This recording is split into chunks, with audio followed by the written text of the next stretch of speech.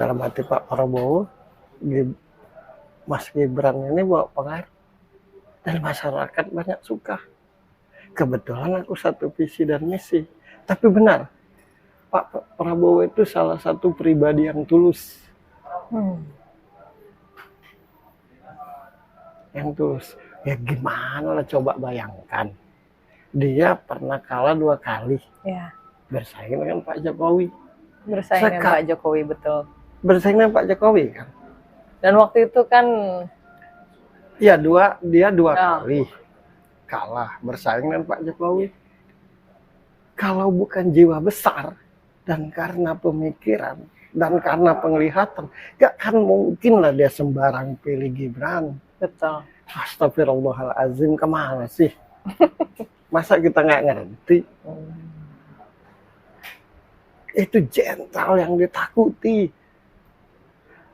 Terus ada yang ngomong diatur oleh kekuatan besar. Gak ada takutnya Pak Prabowo tuh. Gak ada takutnya. Dari dulu sampai sekarang Pak Prabowo itu tetap di atas namanya. Selama Indonesia ini berdiri. Betul. Terus ngomong ada yang diatur, ada yang kekuatan apalah, banyaklah kekuatannya. Isu dinasti aja nggak ngerti. Sebuah kelompok besar yang tidak bisa diganggu gugat dan prakteknya menghancurkan arogan diktator disebut dinasti. Jokowi enggak. Bukan karena senang Jokowi, emang enggak. Ya. Kalau dia nggak bagus juga nggak ngomong ya. Dia bagus.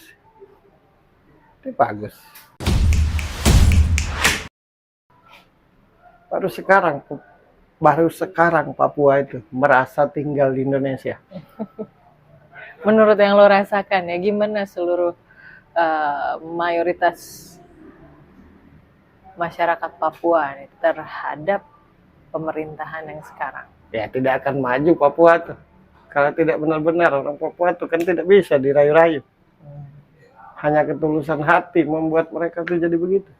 Nah, menurutku Pak Jokowi itu tulus. Nah, kata Pak Prabowo berarti benar. Kenapa kabar-kabar tentang Pak Jokowi ini banyak yang salah? Kayaknya ada yang miskomunikasi deh.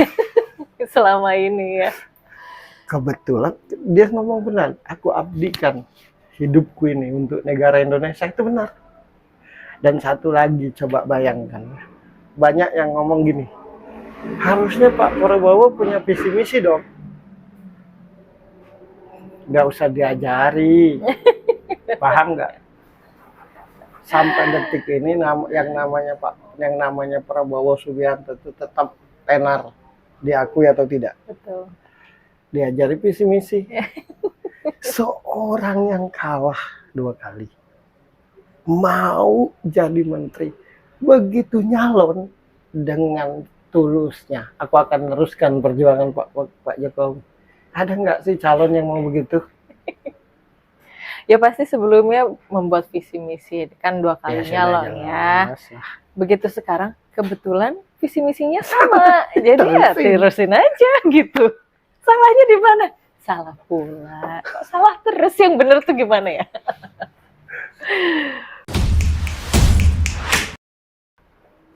Tapi majunya Gibran menjadi calon wakil presiden ini membuka mata anak muda. Oh iya. Sangat membuka mata anak muda untuk tidak apatis, untuk tidak berpikir negatif tentang politik, untuk punya cita-cita besar gitu ya. Walaupun masih muda, tidak berkemungkinan juga kita bisa jadi pemimpin besar. Itu pun gini, disebut Gibran itu tidak berpengalaman dalam hal politik. Karena politik itu dominannya cuma ngebahas. Oke. Nah, Gibran itu dominannya praktek. Kalau aku ya, lebih memilih yang praktek daripada yang ngebahas. Karena memang lebih susah praktek daripada ngebahas. Gampang. Jadi kalau yang banyak lama di politik tuh dianggap ngerti. Ngertinya dalam ruang lingkup ngebahas. Gibran tuh praktek. Kan gitu.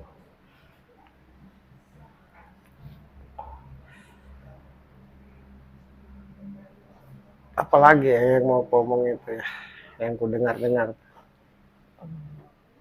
gitu. Cuma satu aja aku ngeliat Gibran tuh kalau aku tertarik, keberanian mengambil sikap dengan segala konsekuensi. Kita aja mau beli Indomie atau beli rokok dulu, bingung. Beli rokok dulu apa beli Indomie aja, minta petunjuk.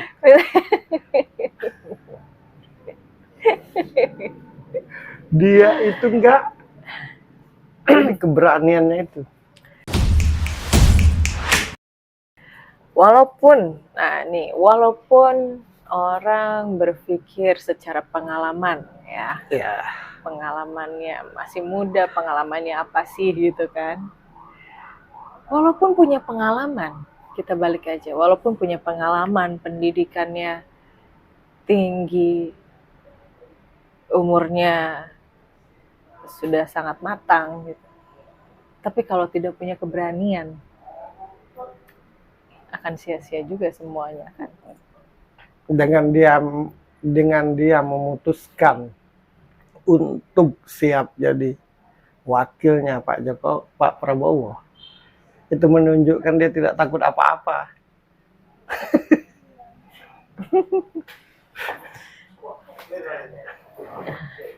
Jangankan ditunjuk jadi calon wakil presiden, gue ditunjuk jadi ketua kelas aja kadang gemeter.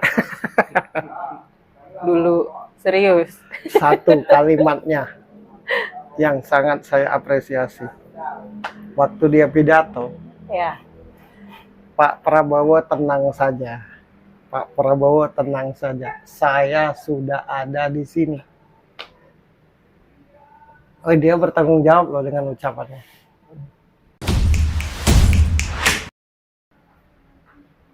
Jadi yang mesti diturut itu keberaniannya dalam mengambil sikap. Karena tidak semua orang berani dalam bersikap. Kadang-kadang dengan Tuhan aja kita nih membingungkan. Mau benar-benar apa enggak? Jadi menurutku Pak Prabowo memilih Gibran itu pilihan yang tepat. Sekali lagi kuucapkan, semua koalisi Indonesia Maju itu diisi oleh partai-partai yang sangat amat berpengalaman. Tidak akan mungkin mereka ceroboh sembarang memilih wakil. Yang kedua, Pak Prabowo itu jenderal yang tidak ada rasa takut sama sekali. Nggak akan mungkin diatur. Satu. Yang kedua, nggak akan mungkin dia ceroboh dalam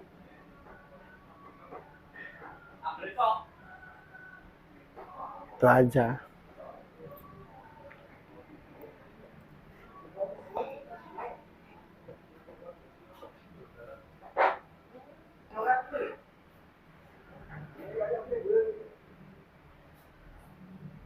Sayang sudut pandang ini tidak bicara ramal-meramal.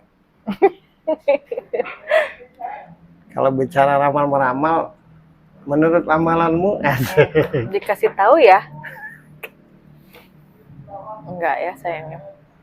Tapi yang jelas tadi udah lo baca. Kalau nanti pemilihan presiden 2024 ini akan ada keputusan bulat 1 kali putaran saja. ya, Dan suaranya telak. ya, Oke, itu aja guys ya kisi-kisinya. menurut pandanganku, penglihatan. Jadi kalau kata orang itu mata batin, asik. Nah, kebetulan batinku punya mata, makanya bisa melihat. Ya, semoga saja salah. Oke.